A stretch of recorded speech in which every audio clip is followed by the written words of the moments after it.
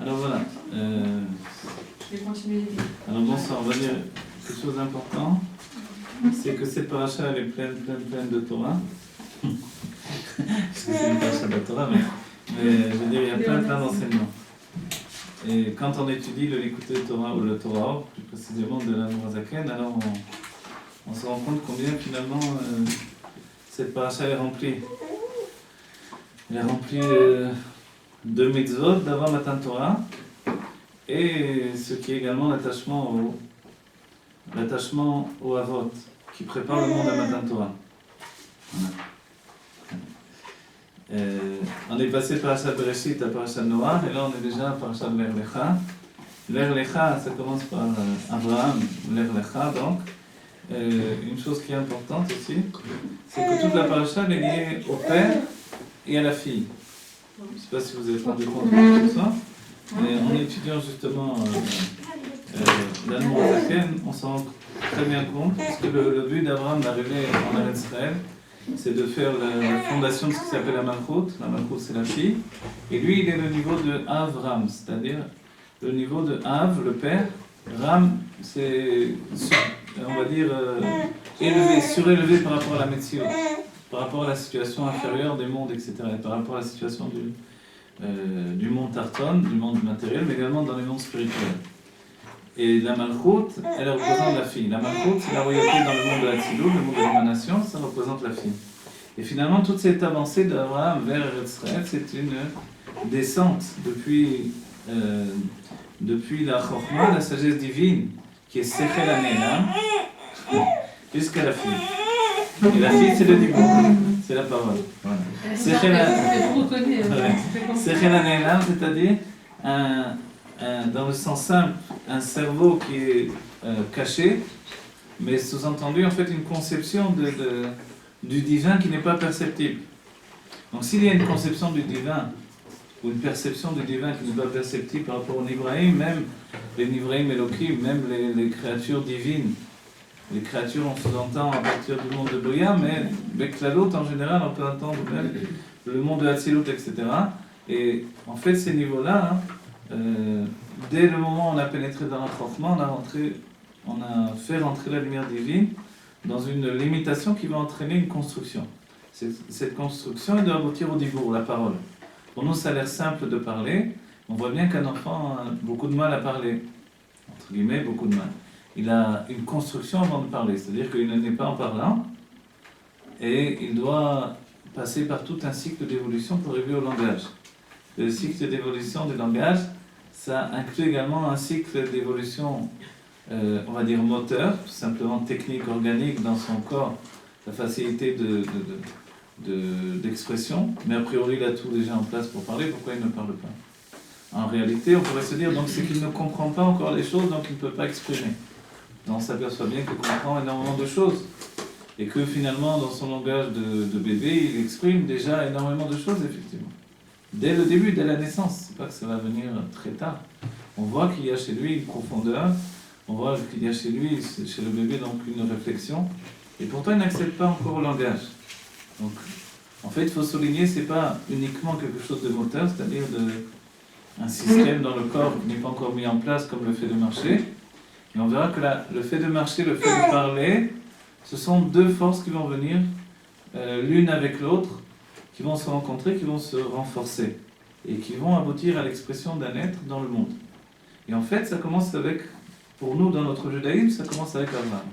L'Er Lecha, c'est la force d'avancer, mais en fait, plus précisément, c'est la force de sortir chez un père pour aller vers son enfant et plus précisément sa fille. Et pour ça, il faut réaliser chez le père déjà le côté féminin et précisément le côté de la fille chez le père. Alors, je vais vous montrer quelque chose déjà. Ça va vous dire quelque chose que nous sommes en prendre. Il n'est pas trop sucré. Il y a quelque chose, vous savez, dans la Torah on parle de Chidushim. Les Chidushim sont des choses nouvelles. Et ce qui est extraordinaire, c'est que finalement on peut étudier des années la même paracha, et tout à coup on découvre quelque chose qu'on n'avait jamais vu. Que tout le monde connaît peut-être, et que nous-mêmes, On se dit, moi je ne connaissais pas, je n'avais jamais vu, comment ça se fait? Alors qu'on a fait 50 fois, et on a fait de notre mieux pour faire Chita, etc. Donc tout à coup on découvre quelque chose, on se dit ça, non? Et c'est un peu comme un archéologue.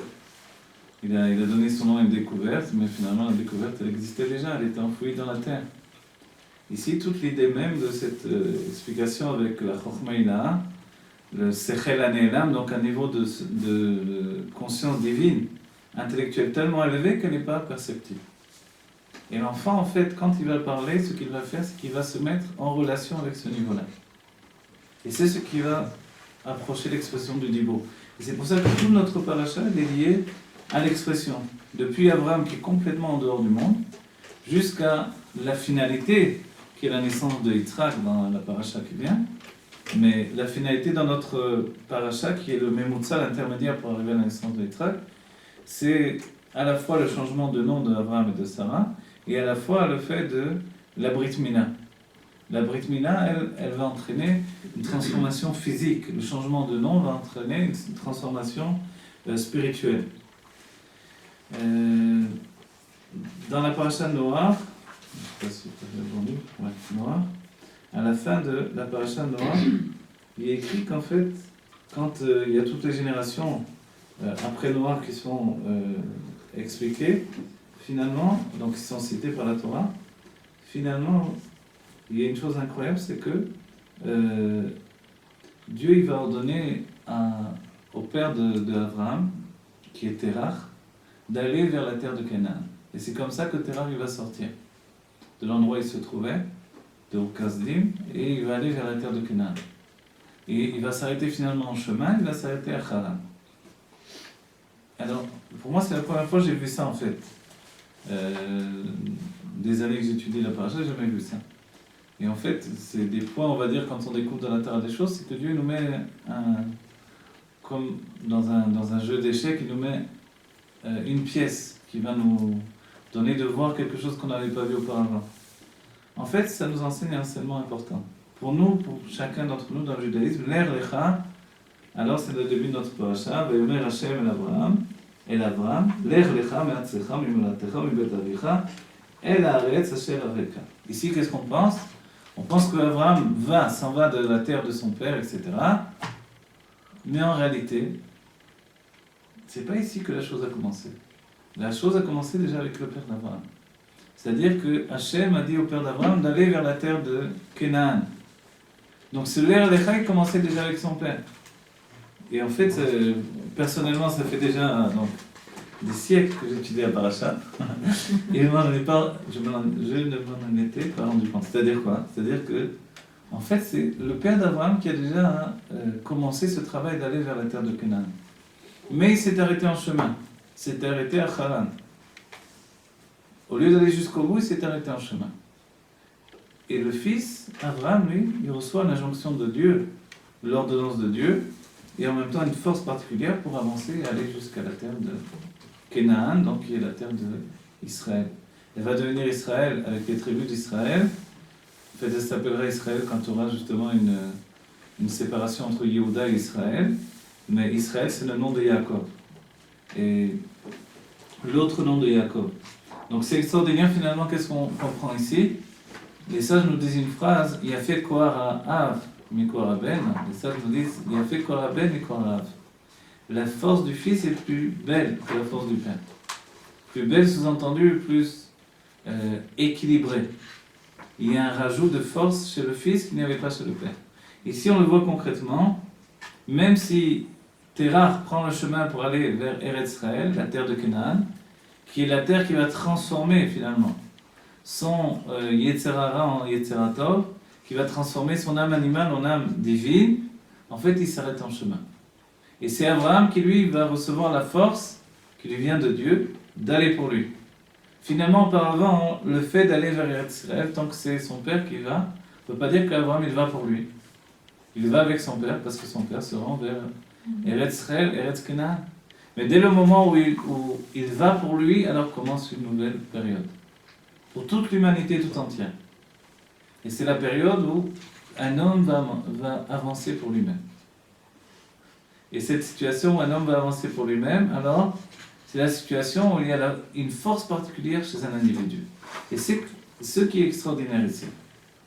Le rabbi nous dit des enseignements par rapport à Abraham, Yitzhak et Yaakov, selon la Chassidoute, que Abraham n'est pas encore ce qui s'appelle une âme générale. Ni Yitzhak ne sera pas encore ce qui s'appelle une âme générale. Pour avoir une âme générale, à la manière de Moshe, ce que l'on connaît très bien chez Moshe, chez Moshe c'est le niveau de Roé Neeman, qui est une âme klalite, une âme générale qui possède toutes les âmes d'Israël. Chez Abraham, il n'y a pas encore d'autres âmes. Il y a son âme à lui. Une âme d'une extrême puissance, à tel point que les sages l'appellent Abira Eberim, le puissant des puissants. Donc, cette âme est tellement puissante que justement le fait qu'il soit un individu et non pas une âme générale, c'est sa force. Et c'est l'individu qui va aller contre tout le clan. C'est un individu qui va aller contre l'humanité tout entière. C'est pour ça qu'il s'appelle Abraham Haïvri, celui qui va traverser le fleuve. Et ils vont tous dans un même sens, et lui il va dans un autre côté. C'est celui qui est au vert, finalement il transforme les autres en situation de Avera. Les autres ils sont encore dans l'Avera, lui il a été au vert et à Avera. Il a passé l'Avera, il a passé ce qui le relie au mal. Et il se relie finalement maintenant à l'Akdoucha parce qu'il est capable de traverser. Et ça c'est extraordinaire. Dans le judaïsme, on est habitué à la notion de klal, de généralité. Tout le peuple juif, c'est une généralité. Nous sommes tous attachés à Moshe Rabbeinu. Et Moshe revient dans chaque génération. Et pourtant, tout a commencé avec un individu. Les sages nous disent, Echad Haya Avraham. Avraham, il est un, il est unique. Et ce Echad qui était Avraham, c'est justement la force qu'il y a chez un individu de ne pas être attaché au klal tant que ce klal n'est pas un klal attaché au Echad qui est Akadosh Baruch Hu au-dessus de tout. Et comme Avraham était Echad, Neged Kulam, contre tous,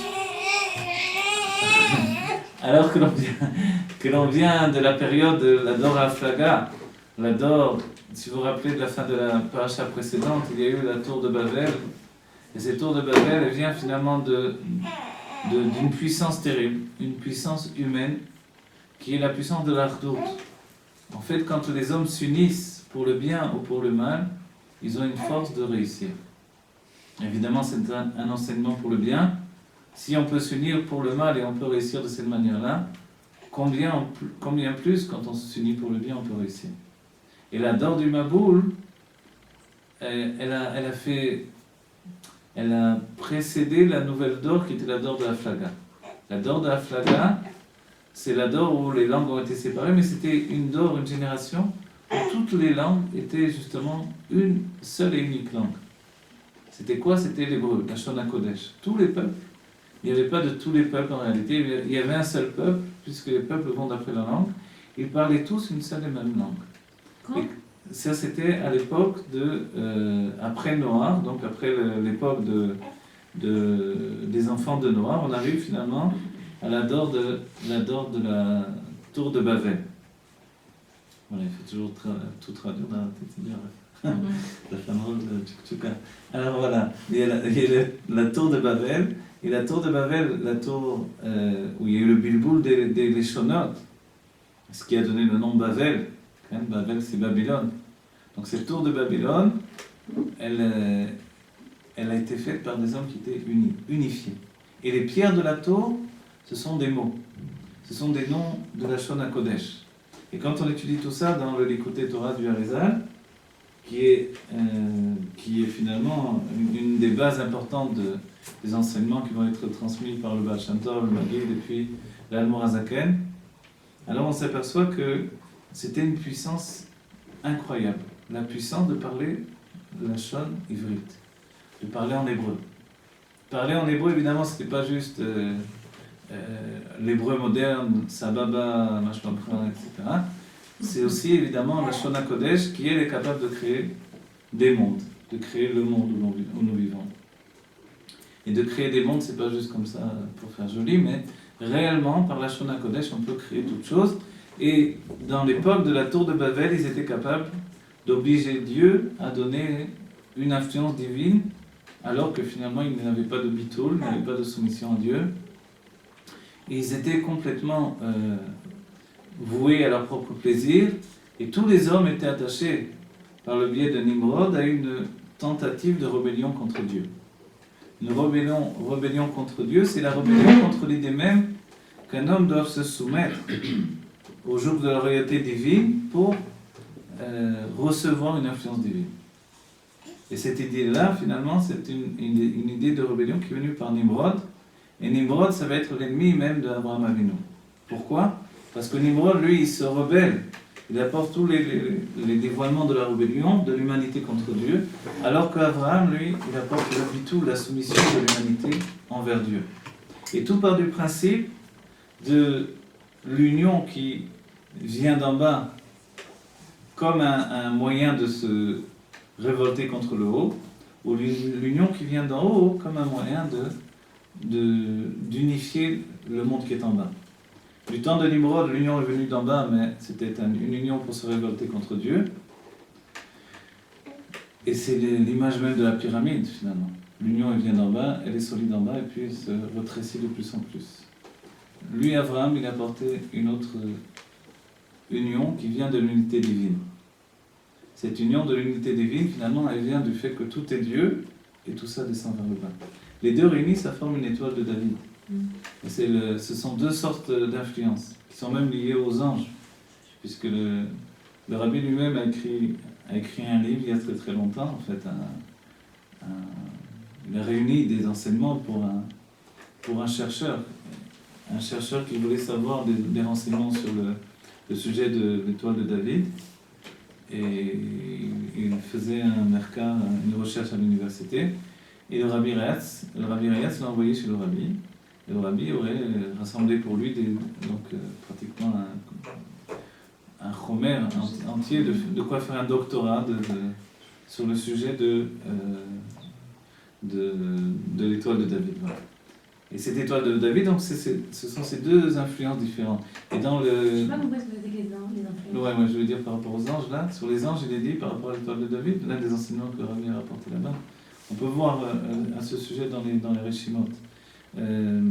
Sur l'étoile de David, alors il est dit que c'est lié aux anges. Il est écrit sur les anges Beshtaim Mechase Panav, Beshtaim Mechase Raglav, ou Beshtaim Yofef.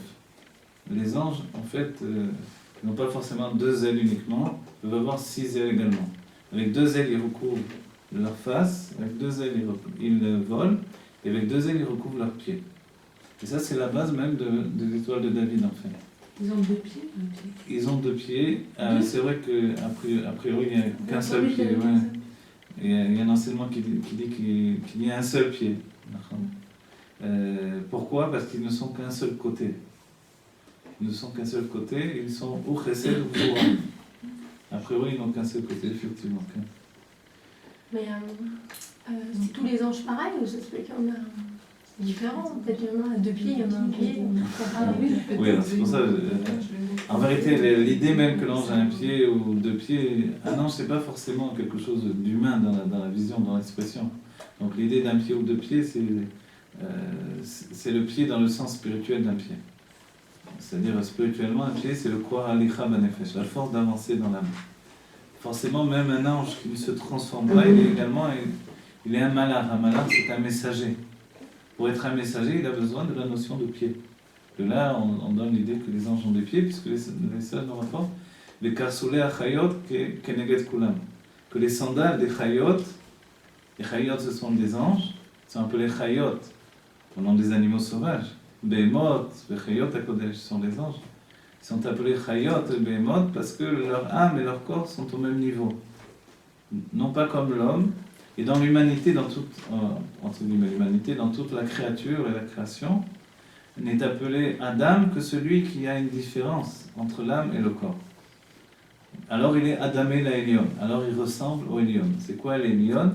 Ce sont les mondes supérieurs. Et de ce fait-là, donc, il ressemble aux Sphirot, les mondes de Hatzilut. C'est-à-dire où il y a un Or et un Kli, et qui sont de nature différente, avec chacun une source différente. Le Kli provient du Reshimo, et le Or, lui, provient du Or En-Sof, chez les Fnat Simson. Alors, je vais donner ça comme ça, c'est juste pour prendre la notion, ça s'étudie en soi-même, mais Autrement, chez l'homme, évidemment, il y a l'âme qui vient d'un niveau, et il y a le corps qui vient d'un autre niveau, avec deux réalités totalement indépendantes. Une réalité qui attire vers le bas, le corps, et une réalité qui attire vers le haut, l'âme. Et en fait, la rencontre des deux, c'est ce qui fait un Adam. Donc, Adam et la Elion. On va dire, mais dans les mondes divins, il n'y a pas de réalité, une réalité vers le haut, une réalité vers le bas. En fait, oui. Le Kli, c'est une réalité qui attire vers le bas, et l'âme, le Or, c'est une réalité qui attire vers le haut. Pourquoi ? Parce que le Or, lui, il a toujours une nature de retourner à sa source. Tandis que le Kli, il est déjà bonné, il est construit à l'endroit même où il se trouve. Et c'est ce qui a créé la différence entre une lumière et un Kli. La lumière, une fois qu'elle atteint son point, lorsque Dieu l'a envoyé pour dévoiler la lumière dans les mondes, elle est venue, elle est descendue, mais ensuite elle est retournée à sa source. Et la lumière, elle portait avec elle, finalement, la base de ce qui va devenir un Kli. Et le Kli, lui, au lieu de remonter à la source, il s'est installé où il s'est retrouvé. C'est-à-dire que la lumière s'est scindée en deux, il y a une part qui est remontée, et une autre part qui est restée en bas. Un dixième, non ? Si vous voulez, on peut dire un dixième, d'accord. J'accepte.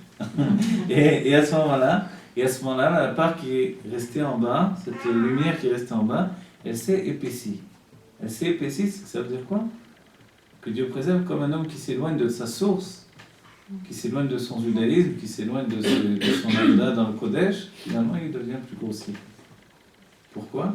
Parce que finalement, il devient son propre point de vue. Auparavant, il n'avait pas de point de vue personnel absolument, mais maintenant il génère son propre point de vue. On le voit dans le quotidien quand on rencontre des personnes qui n'ont pas forcément une soumission ni au sage, ni au rabbi. Qu'est-ce qu'ils disent ? Ils disent, je pense que... Oui, mais moi je ne suis pas d'accord, je pense qu'ils ne sont pas d'accord avec les sages de la Torah, ils ne sont pas d'accord avec la Torah. Pourquoi ? Parce que finalement, ils génèrent leur propre décision, ce qui a couru pour être très bien, ça donne de l'indépendance. Mais leur propre décision est basée sur le fait qu'ils sont le point de vue le plus important de l'humanité. Et on pourrait dire, mais tout ça, ça rejoint Abraham, qui lui aussi avait un point de vue qu'il a imposé à tout le monde. Et on peut dire même, et c'est quelque chose d'important, c'est quelque chose que j'avais entendu de Rav Gizbo, c'est qu'avant Abraham, il n'y avait pas eu un bureau de la Emouna. La foi, elle était libre. La foi, tant qu'elle n'avait pas été définie, clarifiée, en fait, elle était absolument libre. Celui qui disait, ouais, j'aime le soleil parce que Dieu brille avec le soleil. Alors, il n'avait pas dit qu'il faisait Avodah Zarah avec le soleil. Et il disait, pour moi, le soleil, c'est le plus important. Donc, j'ai la foi que le soleil, c'est lui qui donne la vie et tout vient du soleil. Donc, j'apporte une grande importance au soleil. Peut-être qu'il y a quelqu'un qui l'a fait avant Abraham. Qui a fait Abraham de dire ça ? De quoi ? Peut-être qu'il y a quelqu'un d'autre a concrétisé quelque chose avant Abraham. Alors non, c'est pour ça que la Torah aussi, c'est d'un certain point de vue. C'est aussi un niveau historique. On ne peut pas dénier que la Torah est aussi un niveau historique. C'est-à-dire que la Torah, c'est vrai qu'il y a eu des tzadikim. Il y a eu Chanor, il y a eu des grands tzadikim. Mais Chanor, qui était un grand tzadik, avant même l'époque de Noah, il est écrit « Chanor enenu, ki Hashem lakach oto ». C'est comme ça que le texte est fini dans pratiquement la fin de Bereshit. « Chanor enenu ». Pourquoi il n'est plus là ? Parce que Dieu l'a pris. Chanor, il est monté vivant dans le Gan Eden et est devenu le Malach Matat. Le Malach Matat est devenu un témoin de tous les temps. C'est celui qui est assis, alors que personne ne peut s'asseoir dans le service divin, celui qui est assis et qui écrit toutes choses. Il est un témoin, il écrit. Donc Chanor, par exemple, il a réalisé avant Abraham des choses. Et puis il ne faut pas oublier que la Emouna, elle était proche, elle était là. Mais seulement il y a eu Nimrod. Mais seulement il y a eu une humanité qui se rebellait contre le Créateur. Vous voyez ? De ce que vous dites, c'est vrai, mais il y a eu beaucoup de personnes. Mais ces personnes-là n'ont pas eu la force de transformer le monde. Celui qui a commencé à transformer le monde, c'est Abraham. Imaginez, quand toute l'humanité va dans une direction, la direction de la pluralité, tout est Dieu, donc l'arbre c'est Dieu, le truc, c'est vrai tout ça. Mais personne n'a dit qu'il fallait adorer l'arbre, qu'il fallait adorer les pierres, qu'il fallait adorer le soleil, qu'il fallait adorer l'eau, etc. Et comme on dit ici, l'enseignement qu'a donné le Rav Gizbo, de dire qu'avant Abraham, il n'y avait pas eu un bureau, il n'y avait pas eu une clarification. Personne n'avait dit ce qu'a dit Abraham. C'est très simple a priori, évidemment. Ça nous a l'air très simple. Sachez qu'Abraham a écrit de nombreux livres. On a gardé finalement d'Abraham que le Sefer Yetzira, qui avait été perdu, qui a été réécrit par Rabbi Akiva. Mais il avait écrit de nombreux livres. C'est pas juste qu'il est venu comme ça, il a parlé, c'est tout. C'est déjà énorme. Il a écrit des livres, il a fait des élèves, il a vraiment agi comme un chalier. Voilà. Comme un chalier de Dieu. Comme le rabbi agit dans notre génération, Abraham agit, sauf que finalement il était tout seul. Il n'était pas comme le rabbi avec tous ses chassidim, avec tout le peuple juif, dans une même direction, vers l'avodat Hashem, vers le service de Dieu, vers la soumission à Dieu. Abraham était seul contre un monde qui était en rébellion envers Dieu. Et imaginez ce qui s'est passé, est arrivé l'époque où les hommes ont construit une tour, et l'idée même de la tour, alors il est dit dans le Likutei Torah, dans le Torah Or, Likutei Torah du Arizal, le Zohar et le Torah Or de la Morazaken, il dit que la tour, elle voulait vraiment faire capturer l'influence divine de Dieu, faire un nouveau Seder Hashtashelot, à la place du Seder Hashtashelot. C'est-à-dire, au lieu qu'il y ait ce que Dieu a construit dans le monde divin, tout ce qui va devenir les 10 forces de notre âme dans le monde divin, alors la tour, elle devait faire un chilouf. Elle prenait la place du Seder Hashtashelot.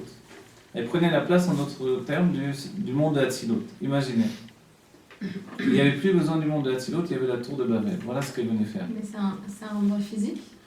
Un endroit physique, parce que Dieu a voulu que ce monde-ci soit l'essentiel. Et il ne faut pas le prendre à la légère, puisque tout ce que nous réalisons dans le monde de la matière est essentiel pour Dieu, c'est ce qu'il a voulu. Donc, quand un homme fait une mitzvah, quand une femme fait une mitzvah, alors c'est ce que Dieu a voulu, c'est ce qui est l'essentiel, c'est la finalité de tout. Sauf Maaseh B'Machshavat Tchila. Le début même de la pensée de Dieu, c'est ça. C'est le juif qui fait une mitzvah. Donc, quand les hommes ont pris le monde que Dieu avait choisi pour faire résider sa Shrina, et ont fait que, finalement, ils ont dit on veut une nouvelle construction. Mais qui vous permet de faire une chose pareille, parce qu'on a une ardoute, tous ensemble on est d'accord. Toute l'humanité on est d'accord pour se rebeller contre Dieu. Imaginez, l'humanité est d'accord pour se rebeller contre Dieu, oui. Parce que Dieu ne doit pas nous détruire comme ça, on va vivre à notre façon, on ne veut pas se soumettre à Dieu. Entre nous, on porte tous en nous ce côté-là. On porte tous en nous un côté de dire, moi je ne veux pas me soumettre à Dieu, je veux faire ma vie, je veux être moi-même, je ne veux pas tout le temps me soumettre à Dieu du matin au soir. J'ai aussi le droit d'exister, de faire ce qui me plaît. Et en réalité, c'est légitime, puisque Dieu nous a créés indépendants et qu'il a créé un corps qui tend vers l'indépendance, alors forcément on a envie d'être indépendant, de vivre cette indépendance. Mais Abraham est le premier qui est venu dire, je suis d'accord avec vous, il faut vivre une indépendance humaine, mais en reconnaissant la vérité des choses. Si Dieu n'était pas le créateur du monde, s'il n'était pas toute chose, alors vous auriez raison vous aussi. Mais moi je viens vous dire qu'en réalité j'ai cherché, depuis que je suis enfant, dit Abraham, j'ai cherché, finalement j'ai trouvé la réalité. La réalité de toute chose, ce n'est pas que Dieu a créé le monde, ça c'est sûr que Dieu a créé le monde, c'est que Dieu est le monde lui-même.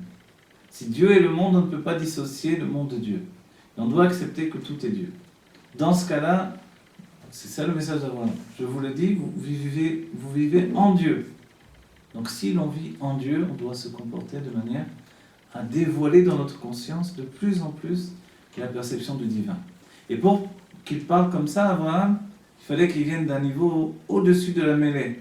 Et c'est ce qui s'appelle Avram, c'est-à-dire un niveau d'intelligence supérieure. C'était une intelligence supérieure, et ce qui est étrange et merveilleux, c'est que quand le Sefer Hatanya est sorti, le petit-fils du Baal Shem Tov, qui était contre l'Admorazaken, comme la plupart des chassidim qui étaient contre l'Admorazaken, pour deux raisons. Un, parce qu'il a dévoilé la chassidou de manière intellectuelle, et deux, parce qu'il a fait ce dévoilement dans le langage de la Torah du Harizal. Alors que le Baal Shem Tov l'avait dévoilé de manière allégorique, avec des histoires pour chacun évidemment. Pour les grands sages, ils pouvaient utiliser la Torah du Harizal, etc. Mais pour les gens simples, comment fonctionnait le Baal Shem Tov? Par des allégories, des histoires. Et grâce à ces histoires, il transmettait des enseignements profonds. Et venu l'Admorazaken, finalement, il arrête de raconter des histoires d'un certain point de vue, quoique continue aussi à donner de belles histoires, mais en même temps que ça, il nous donne une Torah qui nous rend adulte. Il exige de nous le niveau le plus élevé de notre intellect. Mais non pas un intellect humain uniquement, mais un intellect, on va dire, subjugué, c'est-à-dire un intellect divin. Un intellect qui prend conscience du divin au sein même de son humanité. C'est-à-dire que je mets au service du divin toute ma psychologie humaine. Et ça, c'est ce qu'a dévoilé l'Anmoazaken. Et pour ce faire, il y avait besoin de la Torah du Harizal. Parce que l'Harizal a donné les kélim de compréhension pour permettre le dévoilement de cet intellect-là, un intellect divin qui se précise dans l'humanité d'un homme. Un homme qui n'a pas annulé le cœur. Imaginez maintenant que vous êtes Avraham Avinu, vous venez d'un niveau tellement élevé que lorsque vous venez dans le monde, tout votre travail va être de descendre vers le monde. Et lorsqu'il va descendre vers le monde, il va entraîner avec lui tous les mondes divins qui vont le suivre. Et c'est tellement extraordinaire chez Abraham que les sages nous ont dit que quand on voyait Abraham, on voyait son âme. On ne voyait pas simplement son corps, mais il était tellement dans un mouvement d'avancer vers le monde, il avait fait un tel travail sur lui-même pour s'attacher au divin que finalement on voyait en même temps que son corps, on voyait son âme divine. Et on souligne qu'avant Matan Torah, l'âme divine n'était pas un niveau qui était en fusion avec le corps. L'âme divine avant Matan Torah, elle ne se dévoile que si on fait un travail pour la dévoiler. C'est-à-dire que celui qui rejetait Dieu, rejetait son âme divine en même temps. Et il retournait à son âme intellectuelle, son âme animale. Mais Abraham, lui, quand il a fait des guérim, c'est-à-dire qu'il continuait chez des hommes qui étaient kélim, qui étaient des réceptacles pour dévoiler le divin, alors il continuait chez eux une âme divine. Et c'était ça. Et quand ils retournaient à leur Dieu, leur âme divine retournait également à cette source élevée. Et on verra par la suite, lorsque Yitzhak va faire des puits, il va rouvrir les puits qui avaient été bouchés par les Plishtim, qui avaient été bouchés alors que c'était Abraham qui avait creusé les premiers puits. De quoi on parle? On parle des puits où il y avait une eau vive, et ces puits-là, c'était les hommes que Abraham avait travaillés. Il avait pénétré au-dedans d'eux jusqu'à dévoiler ce qu'on a vu dans la parasha précédente. Vous vous rappelez? Il est écrit Maïm Rabim lo yochlu lechabot et ha'ava mesuteret belev kol Israël. Les eaux nombreuses, les soucis de la parnassa, les soucis de la subsistance au quotidien, elles ne peuvent pas effacer l'amour que l'on a de Dieu au-dedans de nous. Finalement, cet amour que l'on a pour Dieu au-dedans de nous, il est tellement puissant, c'est un feu tellement puissant qui monte du bas vers le haut, que toutes les eaux de la parnassa et tous les soucis de la parnassa, tous les soucis du quotidien, ne peuvent pas venir éteindre ce feu-là. C'est un feu qui est vivant, qui est là, qui est puissant. Et il continue à vivre en nous, et il se répand, et il est là, il monte du bas vers le haut avec toute la force, toute la puissance.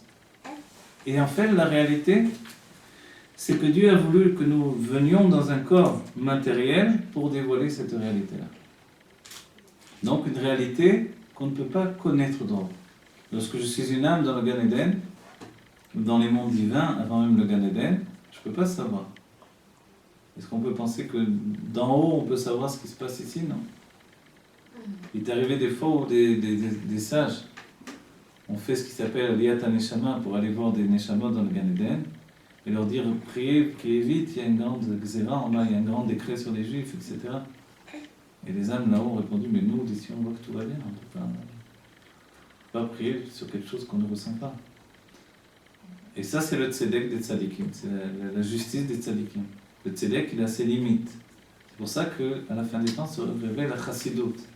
La chassidoute, elle est directement liée avec Abraham Avinu. La chassidoute, c'est au-delà même du tzedek, de la justice impitoyable.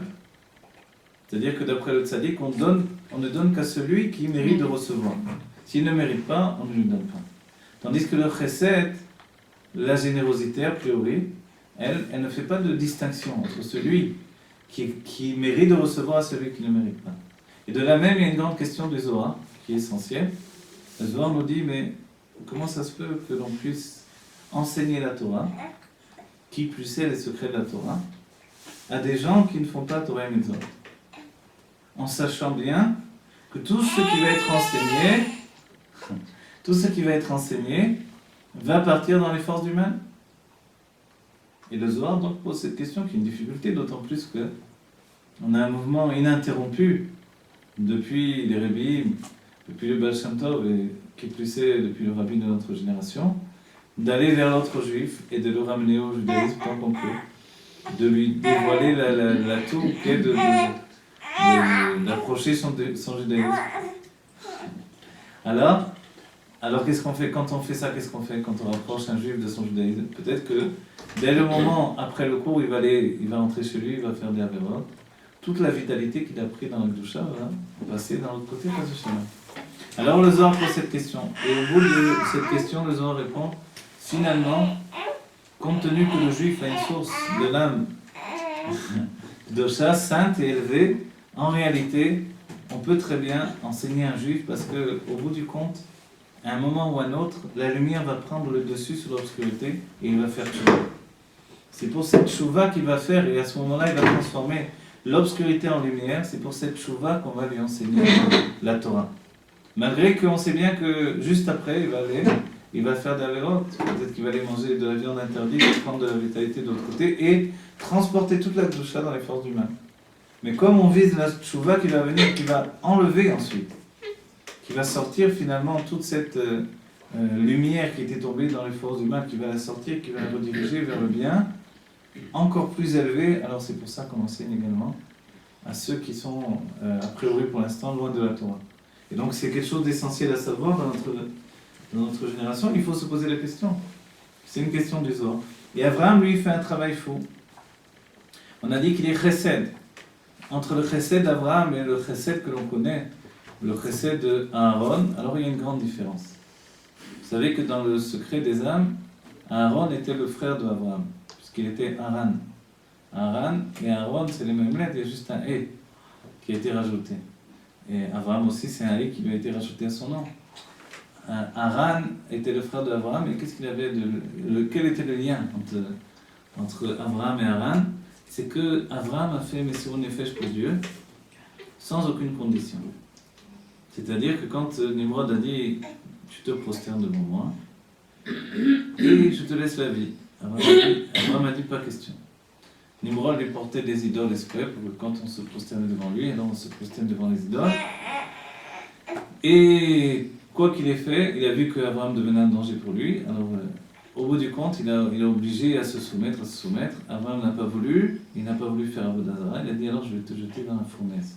Donc c'est bien. Et tout ça, ça se passe avant l'Ech Lecha de notre paracha. Et comment elle a été jetée dans la fournaise? On dit que c'était une fournaise, les sages nous disent, de 3 jours de marche. 3 jours de marche, imaginez des feux de 3 jours de marche. On n'imagine même pas. Comment c'est possible? 3 jours de marche, imaginez maintenant comment on allait rapprocher quelqu'un du feu. En fait, tous ceux qui voulaient approcher Abraham du feu se brûlaient. Ils ne savaient plus comment faire pour le jeter dans le feu. Alors ils ont pris une catapulte et ils ont jeté Abraham avec la catapulte. Et Abraham est tombé dans le feu avec la catapulte. Et tout le monde a attendu. Et pendant ce temps, alors, il y avait l'histoire de Haran avec Nimrod. Nimrod a dit, et toi, qu'est-ce que tu veux faire? Tu veux te soumettre à moi? Tu veux te prosterner devant moi? Te prosterner devant l'idole que je suis, le Dieu que je suis? Ou alors tu veux finir comme ton frère Abraham. Et Haran, il a dit, d'accord, je vais attendre un petit peu. Si Abraham sort du feu, alors moi aussi je ne me soumets pas. Je dois me jeter dans le feu. Et s'il ne sort pas du feu, alors je me soumettrai. Il n'a aucun Messirut Nefesh. Il a fait, ça s'appelle un Messirut Nefesh, sa condition. En réalité, ensuite, qu'est-ce qui s'est passé? Tout le monde attendait de savoir qu'est-ce qui allait se passer avec Abraham. Et ils ont vu Abraham qui dansait dans le feu avec l'ange Michael. Il était avec l'ange Michael, ils l'ont vu en train de danser dans le feu, comme deux chassidim. Comme deux chassidim, ils dansaient dans le feu. C'était le chesed, et ils dansaient dans le feu. Et Haran a dit, bon, puisque mon frère en est sorti, il est sorti, Abraham grandit. Pour le monde de l'époque, Abraham c'était devenu un dieu, une idole. À l'image d'Adam Arishon au début du monde, où les animaux l'ont vu tellement élevé, tellement spirituel, tellement brillant, son corps était transparent et il y avait la lumière de son âme qui brillait. On a dit qu'Abraham, on voyait son âme qui sortait à l'extérieur. Donc, à la même image d'Adam Arishon, les animaux se sont prosternés, ils l'ont pris pour Dieu. Il a dit non, je ne suis pas Dieu. Venez, on va tous se soumettre à Dieu, on va chanter des louanges à Dieu. Abraham, lui, il était tellement puissant quand il est sorti de la fournaise, c'était on va dire l'idole, au sens figuré, et dans tous les sens. C'était l'idole pour les hommes de cette époque-là. C'était l'homme l'homme qui avait vaincu Nimrod, l'homme qui était rentré dans la fournaise du feu, et qui était tellement élevé que finalement, évidemment, c'était pas un homme normal, c'était un dieu. Dans les notions de l'époque, c'était un dieu. Donc, Abraham, lui, au lieu d'accepter, il a tout de suite fait le travail de soumettre sa personne à Dieu totalement et de faire que ceux qui voulaient s'attacher à lui s'attachent à Dieu et non pas à lui. Et ça, c'était le travail, ce qui s'appelle le Memutsa Mechaber, l'intermédiaire qui relie avec Dieu. Mais en vérité, alors, on a dit, quelle différence il peut y avoir entre Abraham et Aaron? C'est que Aaron, lui, il est déjà le Kohen Gadol. Il y a donc de nombreux liens entre Abraham et Aaron. Abraham est appelé Kohen, qui attaque Kohen Leolam, car tu es Kohen pour toujours. On parle d'Abraham Avinu. Le premier Kohen, finalement, on va dire peut-être après Shem, qui va être le Kohen d'Hachem, mais à Jérusalem. Et finalement, Dieu ensuite va donner la préséance à Abraham devant Shem, puisque quand Shem va voir qu'Abraham va l'emporter sur tous les rois et qu'il va tuer ses fils à lui, il ne va pas lui en vouloir, il va venir, il a vu que les miracles que Dieu a fait à Abraham, puisqu'Abraham ramassait de la terre, il a jeté en l'air et ça devenait des flèches, et comme ça il tuait les ennemis. Quand il est parti, mais c'est déjà dans la suite des choses, quand il est parti pour sauver son neveu, alors Shem lui va dire finalement béni soit Abraham, et après il va dire béni soit Hachem. Alors le fait qu'il ait fait précéder Abraham de Hachem, alors il va perdre sa keuna. Et ce sera Abraham qui va devenir le Kohen de Hachem. Et à cette époque-là, on pourrait presque dire que c'était presque l'âme divine qui était transmise de l'un à l'autre. C'était un peu à l'image de la peur des frères de Yosef avec Yosef. La peur de perdre l'âme divine. Chez Esav, on voit qu'Esav n'avait pas peur de perdre son âme divine. Pourtant, il possédait une âme divine qui lui avait été donnée par la naissance du travail de son père. Puisque Yitzhak était lié à la Dvorah, et la Dvorah c'est ce qui est le fait de posséder et de garder. Vous vous rappelez l'enseignement qui dit que la femme s'élève avec son mari et elle ne descend pas. Donc, tout ce que son mari lui donne, elle le reçoit, elle le possède et elle le garde pour toujours. Elle le dévoile ou elle ne le dévoile pas, ça dépend d'elle, mais elle le possède. Dès qu'elle veut, elle peut le dévoiler à nouveau. Mais l'homme, lui, peut également chuter. Il peut perdre tout ce qu'il a obtenu auparavant. Il peut perdre toutes les forces de son âme, toute l'élévation de son âme. Et dans l'élévation de l'âme de Nefesh, voire Neshama, Chayechida, il peut très bien perdre tout ce qu'il avait obtenu dans son élévation. C'est-à-dire faire le tikkun de sa Neshama, et puis chuter totalement dans sa Neshama. Ça dépend de qui? Ça dépend de lui, ça dépend de sa femme. Sa femme ne peut pas s'élever sans lui, mais lui ne peut pas s'élever sans sa femme. La différence, c'est que lui, il peut chuter, qu'elle ne chute pas. Vous voyez, on pense toujours que les femmes... En fait, la femme ne peut pas s'élever sans son mari, donc elle a intérêt à le faire travailler pour subir l'élévation qu'il va avoir. Et lui, de son côté, malheureusement, comme il est celui qui doit travailler, il peut perdre ce qu'il possède. Et tout ça vient du fait que l'homme a une âme de générosité, alors que la femme a une âme de gvura, de rigueur. La rigueur, c'est obtenir et posséder, et garder donc. Tandis que la générosité, c'est donner, se répandre et perdre également ce que l'on possède.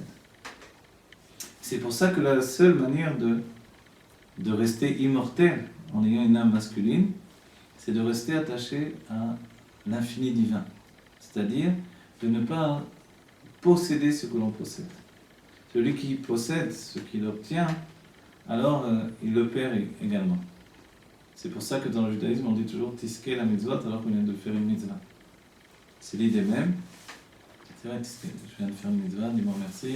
Il dit tiske la mitzvot. C'est rien dans ce que j'ai fait. En fait, l'idée elle est là, puisque tu as fait une mitzvah, tu mérites de faire une mitzvah. Ah bon? C'est-à-dire quoi? C'est-à-dire que c'est une chose ininterrompue. Oui? Heureusement, on ne dit pas tiske la avérote quand on a fait une avéra. Là, par contre, on doit arrêter tout de suite. C'est pour ça même l'enseignement qui nous dit que Vichatati Negdi Tamid, je me rappelle ça aussi, j'avais entendu du Rav Kesbo, c'est que David Améler, lui, il a été capable, quand on lui annonçait sa avéra, quand Nathan Hanavi est venu lui annoncer qu'il avait fait une avéra devant Dieu, d'avoir été avec Bathsheba, d'avoir envoyé Uri, on avait parlé la semaine dernière, se faire tuer, finalement il a dit Chatati Lachem. Alors qu'en réalité, il savait très bien qu'il n'avait pas fait l'Avera. Mais puisqu'il semblait au monde qu'il avait fait une Avera, il a dit d'accord, j'ai fauté devant Dieu. En fait, il a fait tchouva toute sa vie sur une Avera qu'il n'avait pas fait. Sous-entendu, il a fait tchouva sur une Avera au niveau inconscient. Vechatati negdi tamid, l'Admorazaken enseigne, ma faute est toujours devant moi, donc elle n'est pas en moi. Pourquoi elle n'était pas en lui? Parce qu'il n'avait pas fait la faute. Mais elle était devant lui. Il était devant lui, elle était devant lui, à un tel degré qu'il vivait toujours dans le fait de travailler, d'expier la faute qu'il n'avait pas fait en réalité, mais que tout le monde pensait qu'il avait fait. Et jusqu'à aujourd'hui, nombreux d'entre nous, on sait la Torah en disant que David Amélian a fauté, etc. Ah, il n'a pas fauté du tout. Il n'a pas fauté le nom. Mais par rapport à un tzaddik d'une telle élévation, c'est une ershad. Ça peut être comparé à une faute, mais c'est une faute dans l'inconscient. Et c'est là où tout à l'heure on a dit, C'était vous quoi rappelez, la faute dans l'inconscient? la faute dans l'inconscient, c'est que tout le monde ait pu penser qu'il avait fauté, alors qu'il était roi d'Israël. Alors, Il n'a même pas pensé à fauter? non, il n'a pas pensé à fauter. Il s'est uni avec la femme qui lui revenait, qui était sa femme depuis la nuit des temps. Il y a même un Zohar, dans le Zohar c'est écrit comme ça, que quand David s'est uni avec Bathsheba, il y a le Satan qui est venu pour accuser. Le Satan, il vient à l'heure du danger, à l'heure où il y avait... Et il vient accuser. Et pour lui, il était sûr, le Satan, que... Allez, il allait avoir des tas d'anges de l'accusation autour de lui, et il allait pouvoir faire chuter David Amélan. Et il n'arrive pas un seul ange de l'accusation. Il dit, mais qu'est-ce qui se passe ici? Pourquoi il n'y a pas d'ange de l'accusation? Et le Zohar rapporte que, mais qu'est-ce que tu veux, c'est sa batzoub depuis la nuit des temps. Qu'est-ce que tu veux? Alors pourquoi les gens disent que c'est une erreur? Parce qu'ils ont pensé qu'il avait pris la femme d'un autre, alors qu'elle n'était pas mariée en réalité, il n'avait pas consommé le mariage. Et comme il a semblé que c'était une âme générale, une âme klalite, alors ça lui a été porté comme une faute. C'est là où on a dit tout à l'heure, Avraham se différencie des tzadikim que l'on connaît à partir de Yaakov Avinu, qui sont des neshamot klaliyot, qui se rattachent à Adam Arishon. Une neshama klalite, c'est une neshama qui se rattache à Adam Arishon, c'est-à-dire un être qui possède en lui toutes les âmes. Donc qui, en faisant le moindre de ses mouvements, fait bouger toutes les âmes. C'est-à-dire que quand le rabbi fait un geste pour nous entraîner à chanter, il fait vraiment. Il fait bouger nos âmes. Et on sent une énergie, on sent une force, quelque chose de particulier. Et combien, quand vous regardez dans les Beth Knesset, Chabad, on voit qu'on imite tous ces gestes du rabbi. Parce que finalement, on a été pris par ces gestes-là. Ils sont en nous. Combien on voit de personnes qui s'accoudent comme ça sur la bima, comme ça, à la manière du rabbi. C'est devenu, sans s'en apercevoir, c'est quelque chose qui est rentré au-dedans de nous, comme un enfant qui va recopier son père. Alors en fait, l'âme générale, l'âme klalite, elle est comme le père d'une humanité. Et c'est pour ça qu'Abraham Avinu doit donner naissance à cet enfant, à cette fille. C'est ce que disent les droshim, tous les droshim, l'Admorazaken, le Likutei Torah du Harizal. C'est quoi? C'est la malchoute. Il y a une âme qui vient de Chokhmah, de Hatzilut, il doit descendre jusqu'à exprimer la malchoute, la royauté, c'est-à-dire l'expression. L'expression de la parole qui va donner naissance. L'expression de la parole qui va donner naissance, c'est la faculté d'enfanter l'expression. Vous voyez, quand on dit que quand une femme a des problèmes pour avoir un enfant, on lui rajoute un « et ». Et le « et », la première image de ça, c'est Sarai qui devient Sarah. Sarah et le « yud » c'est masculin, et le « et » c'est déjà féminin. Et l'expression du « et », c'est l'expression de la malchoute, de la royauté. Quand la chokhmah, la sagesse divine est arrivée à la royauté, elle s'est exprimée. C'est pas une chose facile, puisque celui qui est vraiment un sage, un grand sage, a beaucoup de mal à passer à l'expression. Le propre de Moshe Rabbeinu, c'est justement une personnalité qui a du mal à s'exprimer. Moshe Rabbeinu a du mal à s'exprimer. Pourquoi? Pourquoi on dit qu'il bégayait? Parce que sa sagesse était tellement élevée que finalement, pour la descendre de l'expression, ça a été un travail incroyable.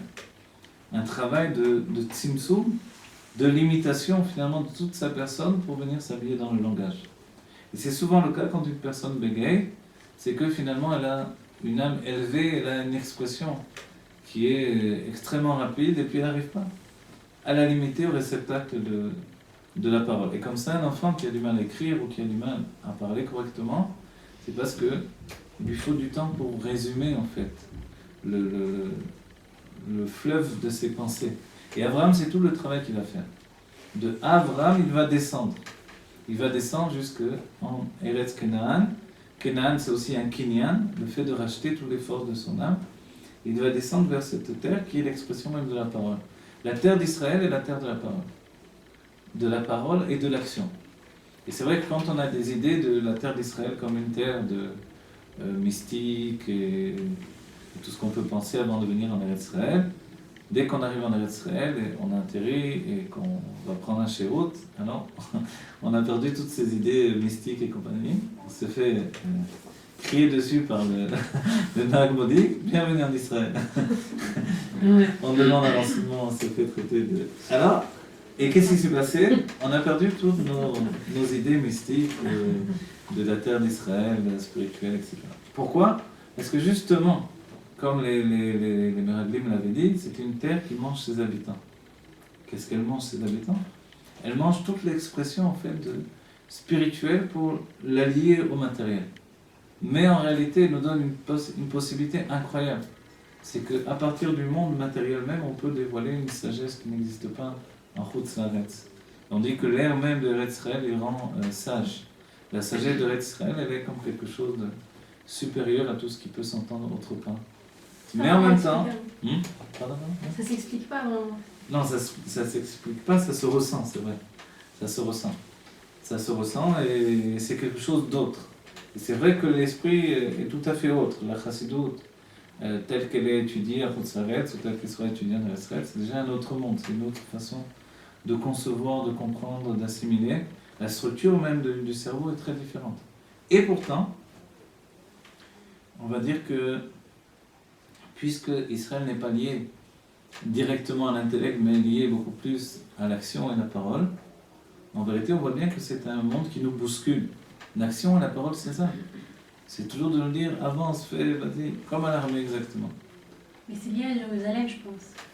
C'est lié à Jérusalem, en particulier encore plus, puisque Jérusalem, c'est le cœur d'Israël, et il y a l'élément de feu à Jérusalem. C'est très important, c'est l'élément de feu qui fait que tout est beaucoup plus en rigueur à Jérusalem. Mais dans les autres endroits de Israël, il y a aussi cette notion en général, mais tout est un petit peu plus tranquille. À Tzfas, c'est l'élément de l'air, à Tibéria, l'élément de l'eau, qu'est-ce qu'il y a après encore? L'élément de la terre, c'est à Hebron. Donc on voit que les éléments jouent beaucoup, et que c'est vrai, si à Hebron, c'est l'élément de terre, donc on peut dire, voilà, c'est la terre de la terre là-bas. On verra bien qu'Abraham va aller jusqu'à Hebron pour trouver la Merat HaMachpelah, parce que là-bas, c'est vraiment la terre de la terre. C'est l'élément de terre dans la terre. Et c'est là où il y aura l'endroit de la sépulture d'Abraham, des Havot et d'Adam Arishon. Tout ce qui vient de la terre retournera à la terre. Et la terre, finalement, c'est Hebron. Donc c'est l'élément de poussière. Mais tout ce qui vient de la poussière retournera à la poussière. Tandis que Jérusalem, c'est l'élément de feu. Et l'élément de feu, lui, il monte du bas vers le haut. C'est pour ça que toutes les prières, finalement, elles sont là à Jérusalem. Mais en même temps, ce qui est étrange, c'est qu'on dit qu'elles passent également par Hebron. Pourquoi? Parce qu'elles passent par Merat HaMachpelah en même temps. Pourquoi? Parce que là-bas, il y a Abraham Avinu. Et Abraham Avinu, il a travaillé pour obtenir ce dibour, pour obtenir cette parole. Comme chez Moshe Rabbeinu, transformer la pensée en parole, c'est un travail. Chez Abraham Avinu, ça a été un travail qui vient du plus profond d'une âme qui dépassait totalement le monde. Comme elle dépassait le monde, s'habiller dans le monde, dans la réalité du monde, de ce moment-là, c'était un travail qui était au-delà de tout. Au-delà de toute conscience et réalité. Ça n'existait pas finalement. Donc qui est Abraham? C'est celui qui a fondé l'humanité croyante. Une humanité qui croit en Dieu, non pas en quel Haolam, le Dieu du monde, mais quel Olam, le Dieu monde, celui qui est le monde lui-même. Et de ce fait-là, en fait, quand on comprend que Dieu est le monde, il n'y a plus de fuite. On ne peut plus fuir Dieu. On ne peut plus que le rencontrer. Auparavant, les hommes qui pensaient que Dieu était au-delà des astres, au-delà du soleil, au-delà de ce que vous voulez, finalement, on a toujours un endroit pour fuir, parce que Dieu n'est pas en proximité. Le judaïsme, c'est cette confrontation avec l'idée que Dieu est là, avec moi constamment. Et les sages nous disent comment je peux rester le matin dans le lit, puisque dès que j'ouvre les yeux, en fait, Dieu se trouve au-dessus du lit et je dois me lever immédiatement. Évidemment, tout dépend de la conscience que l'on a. quand on est très fatigué, la conscience est plutôt légère, donc c'est pas pour autant qu'on saute du lit. Parce que Dieu se trouve devant le lit. À notre génération, on dit, ça ne dérange pas que Dieu se trouve devant le lit. Il y a toujours des bonnes excuses. Mais pourtant, on voit comme, c'est la raison même, dans le Shulchan Aruch, il est écrit, pourquoi je me lève tout de suite le matin. Quoi qu'il ait dit, il ne faut pas se lever en sursaut, c'est très mauvais.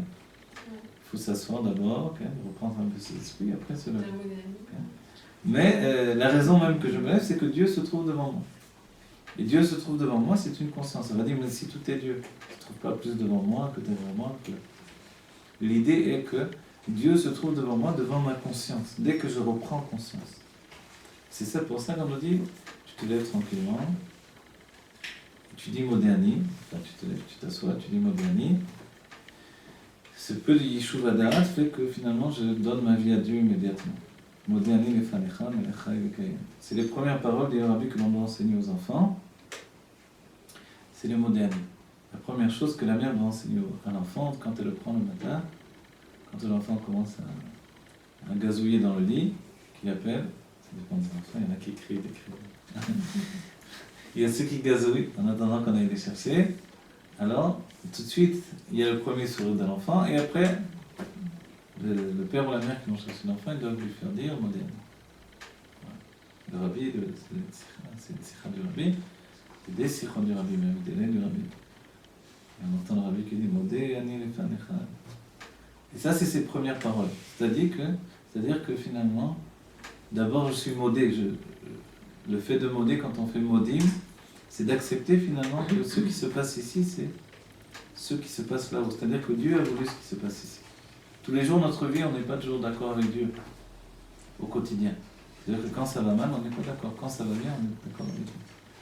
Mais quand ça va mal, on n'est pas trop d'accord, on n'accepte pas toujours.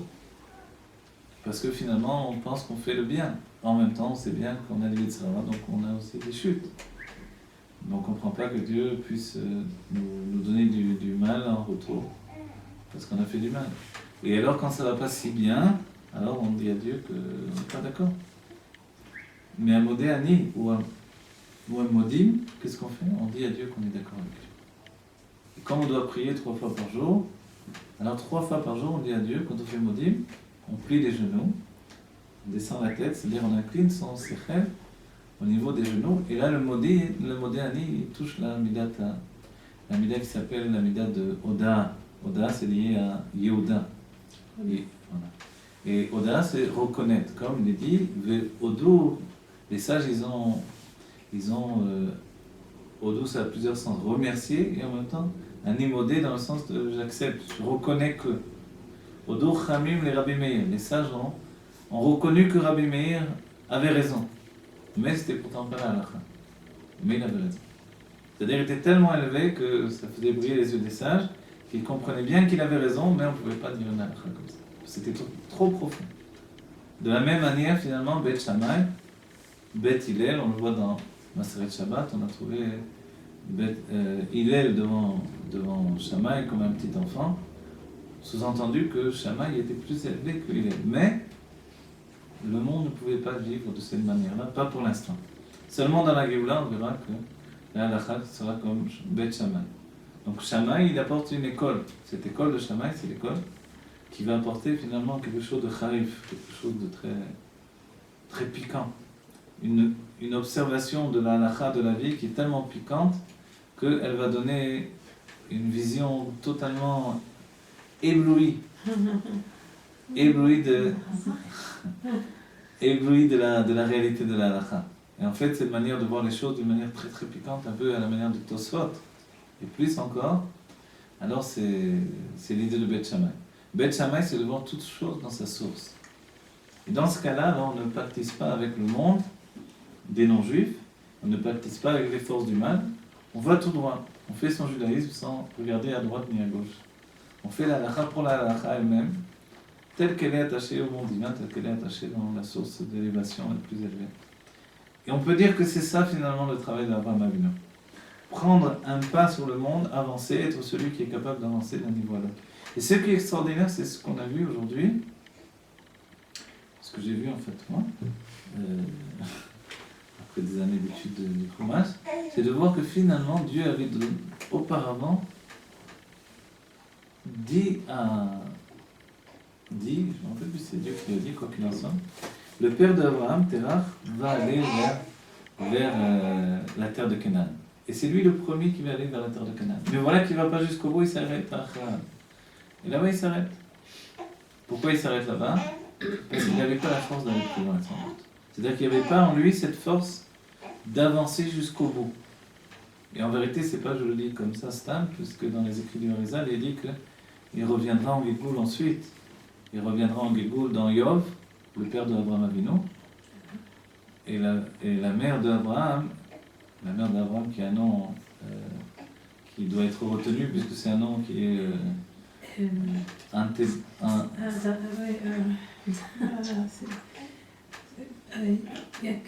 cas de... c'est intéressant comment... enfin, tu prends nous retenir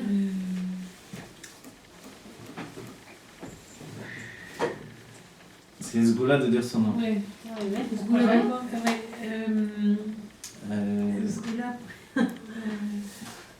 Sgoula. Bon, moi je ne sais pas si je me rappelle de son prénom. Bon, on va regarder. Antelan, ou quelque chose comme ça, Bat Carnebo. Carnebo. Ouais. Et c'est la Sgoula de quoi? Je ne sais pas. Je sais pas. Je sais pas. Mais je ne sais pas pour quelle Sgoula c'est, mais c'est une Sgoula de dire son nom. Peut-être quand on est en danger de le dire même 7 fois. Maintenant, pour savoir, elle est revenue en Gilgoul dans Chana et ses 7 fils. Vous vous rappelez les 7 fils? Qui est revenu? La mère d'Abraham Avinu.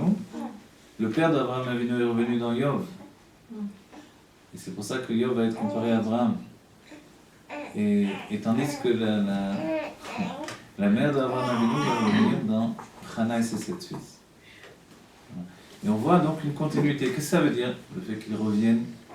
Que Terah, lui, il n'est pas capable, il n'a pas passé le cap dans un premier Gilgoul de revenir dans un juif, mais il revient dans un goy qui est juste des nations.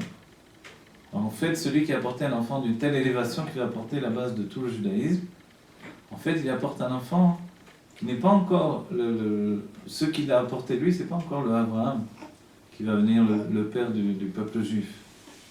Mais il a apporté un homme exceptionnel. Et de cette manière-là, il va devenir lui-même un homme exceptionnel qui sera Yov, qui sera un juste des nations.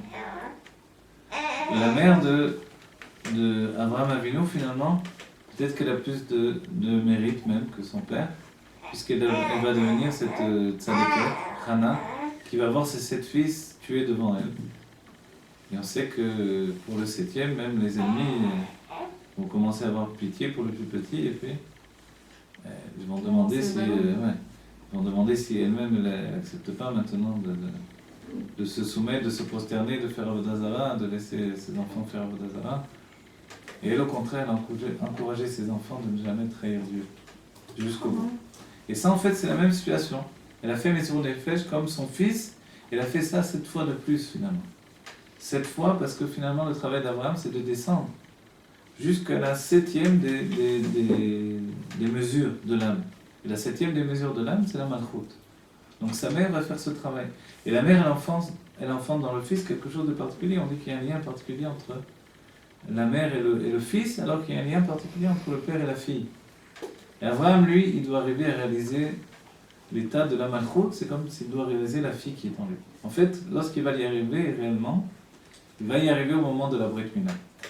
La Brit Mila, aussi incroyable que ce soit, c'est dévoiler ce qui s'appelle Ateret HaYesod, la couronne du Yesod. Le Yesod, c'est ce qui est la force d'influence masculine, donc la force qu'il y a dans un homme d'influencer. Et Abraham, comme Moshe Rabbeinu, vient d'un niveau qui s'appelle Chokhmah, la sagesse, et plus précisément la Yesod de Chokhmah. Qu'est-ce que ça veut dire?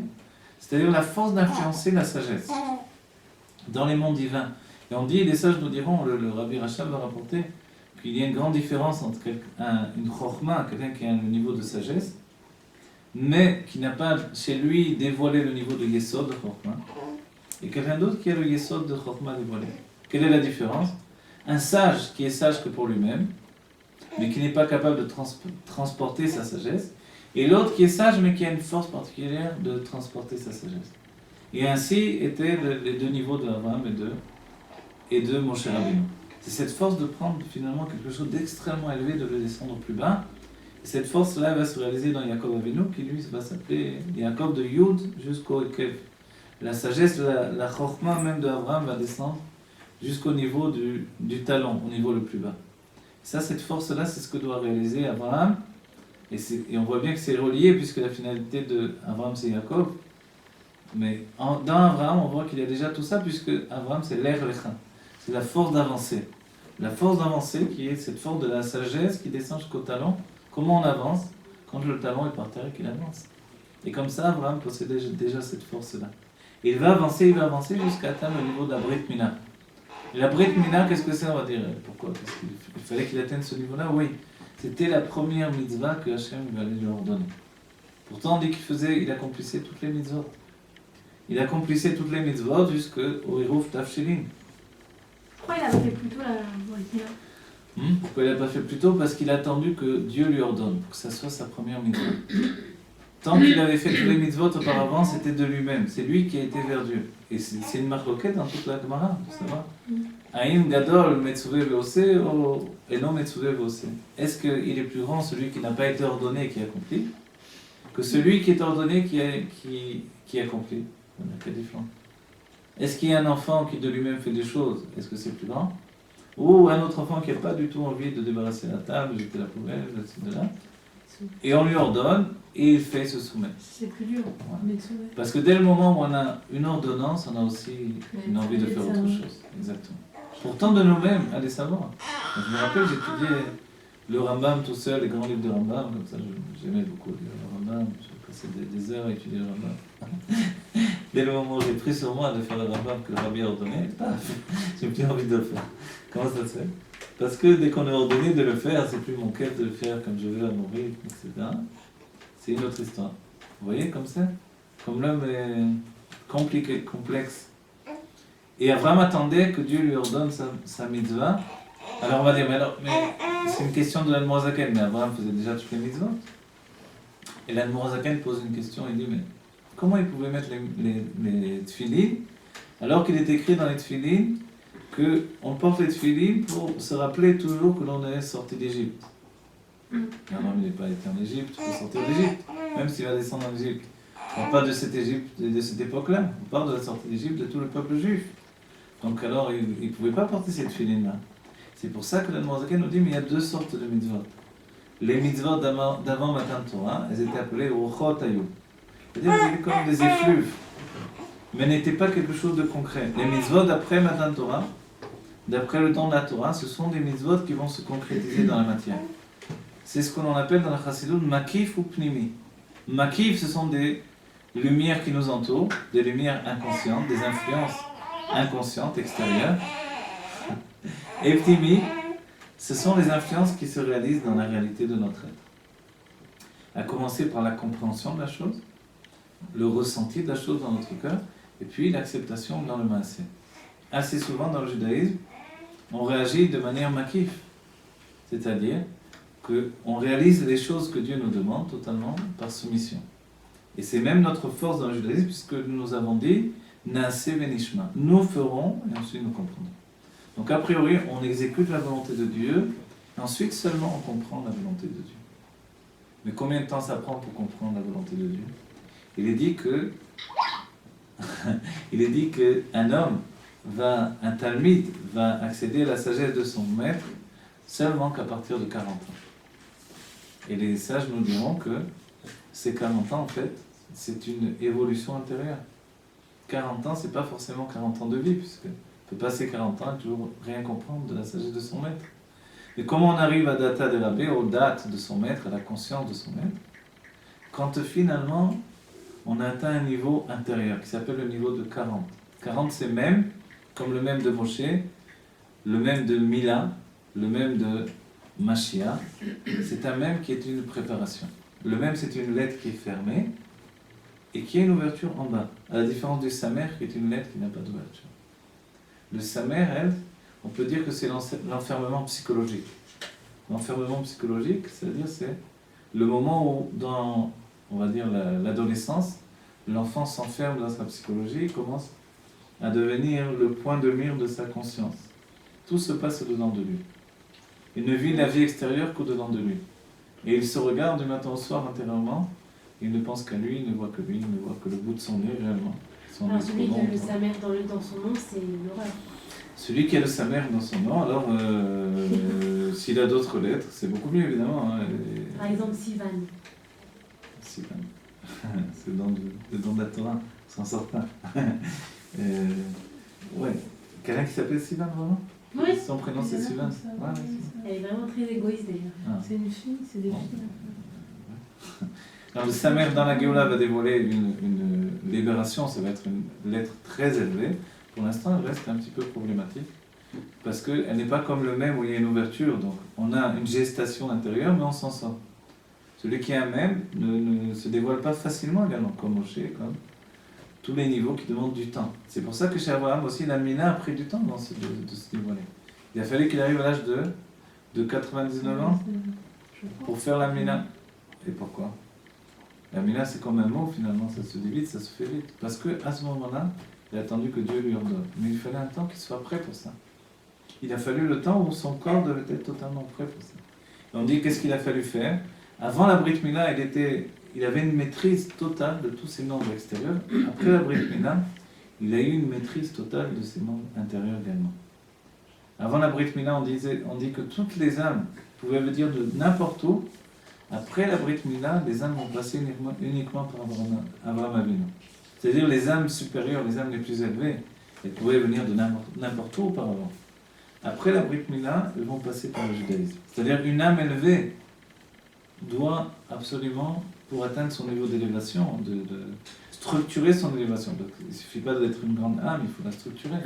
Vous savez, les grandes âmes, ce ne sont pas forcément celles qui font Torah et Mitzvot. Il y a des âmes très très élevées qui sont totalement perdues. Leur donner de faire Torah et Mitzvot, c'est leur donner de se sauver, de se construire enfin. Mais pour ça, il faut passer par Abraham Avinu. C'est pour ça qu'il est dit, qu'on a vu dans la paracha précédente, que l'Ahava Mesuteret Belev Kol Israël, l'amour qui est caché dans le cœur de chacun d'entre les Juifs, ne peut pas s'éteindre. Et l'Enyirusha d'Abraham, Yitzhak et Yaakov. Abraham, quand on dit qu'il a fait des guérim, le rabbi précise, c'est qu'il éveille le cœur, le chesed, l'amour de Dieu dans celui qui a une âme juive et qui n'est même pas au courant qu'il a une âme juive. Tout à coup, en s'unissant avec Sarah, il réalise la réalité d'une création, la création d'un enfant. Et cet enfant, en fait, c'est un homme à l'autre bout du monde, qui tout à coup voit dans son cœur briller l'amour pour Dieu, alors qu'il n'était même pas au courant qu'il avait une âme juive. Sarah, qu'est-ce qu'elle fait? Elle dévoile dans le cœur de cet homme qui ne sait pas qu'il est un juif, elle dévoile la crainte de Dieu. Et tout à coup, la crainte et l'amour de Dieu s'éveillent et il veut venir au judaïsme. Et c'est comme ça qu'ils ont fait des guérim. En s'unissant l'un avec l'autre, un homme et une femme qui s'unissent, ce couple, qui est un couple de perfection, on a dépassé de loin Adam et Chava, qui était un couple du contraire de l'unification. La notion du mariage, finalement, on l'apprend d'abord de Adam et Chava, mais se concrétise réellement avec Abraham et Sarah. Le père et la mère de toutes les âmes juives, c'est Abraham et Sarah, alors que Adam et Chava portaient également des âmes juives. Et plus précisément, quand on étudie un peu, ce sont des enquêtes qui sont menées dans des tas de livres, en fait. Quand on est intéressé par ces sujets, il faut les étudier dans pas un seul livre, c'est des vingtaines, des trentaines de livres, du Harizal, du Zohar, etc., pour trouver un peu comment ça se construit tout ça, comment l'âme juive est née, comment... Alors on se rend compte qu'Adam Rishon n'avait que des âmes juives en lui. J'ai juste une question. Abraham et Sarah, en s'unissant, ils ont choisi des êtres ou ils ont juste réveillé en eux? Alors, en réalité, les sages disent qu'il y a un sage qui est descendu d'un Marat à Merpella et il a vu là-bas que Abraham était couché avec Sarah, que Sarah lui caressait les cheveux. Et finalement, c'était quoi? Les sages ont dit l'enseignement, qu'est-ce qu'il faisait? C'est le Zohar qui rapporte finalement cet enseignement-là. C'est que Abraham, lui, il acceptait tout le monde. Donc il acceptait de dévoiler l'amour de Dieu dans chaque homme. Et Sarah, elle a fait le tri, c'est la rigueur. Elle faisait le tri. Donc elle ne caressait pas juste ses cheveux pour lui gratter la tête. Elle caressait ses cheveux pour chercher les âmes qu'il avait acceptées. Elle les rejetait, c'est la demande. C'est là où il...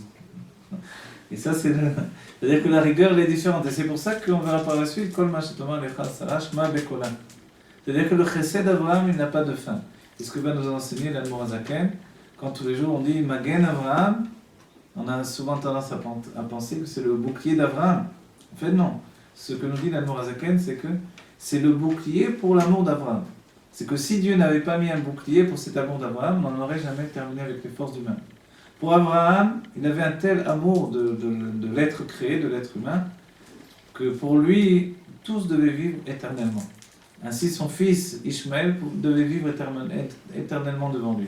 Imaginez, aujourd'hui, si on se disait que les Arabes qui viennent de Ishmaël vont vivre éternellement, alors déjà qu'ils se sont répandus d'une manière incroyable, puisqu'ils viennent d'Abraham, ils sont la clipa Chesed d'Abraham, donc ce qui est représenté par Ishmaël.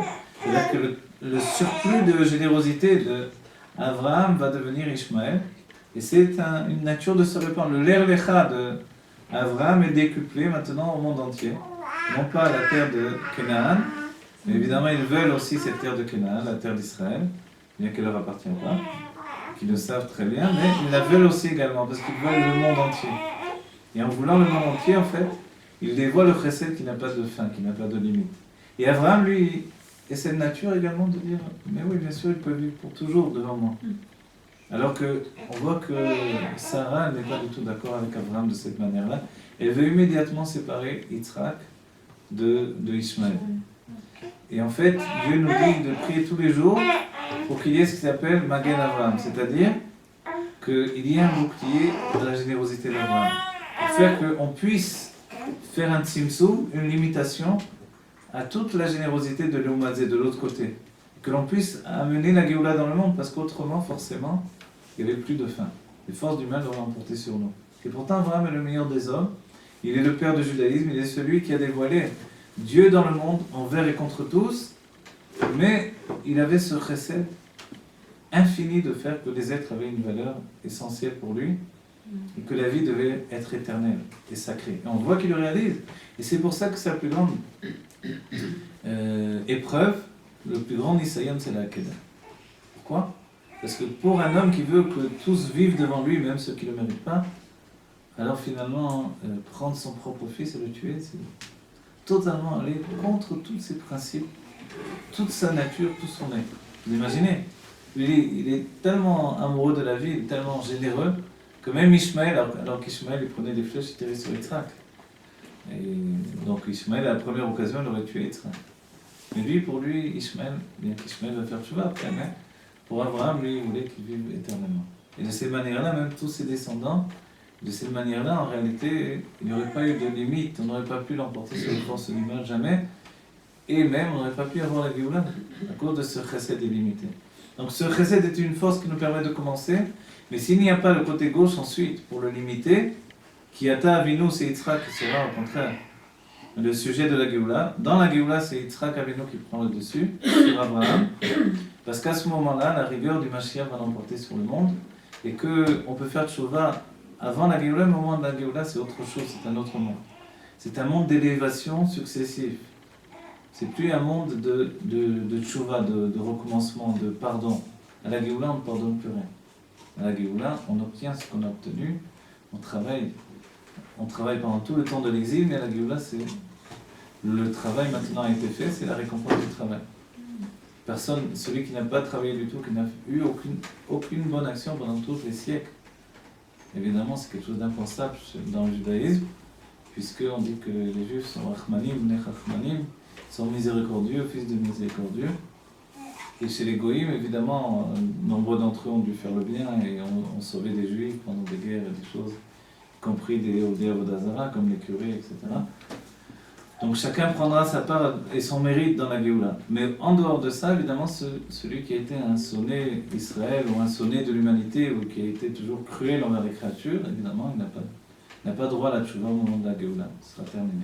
Donc la tchouva, ce mouvement de travail du bas vers le haut, il se fait pendant tout le temps où la générosité d'Abraham s'exprime encore dans le monde. Quand vient la Géoula, c'est déjà la notion de Yitzhak qui est enfanté par Abraham lui-même, qui est capable de donner naissance à Yitzhak.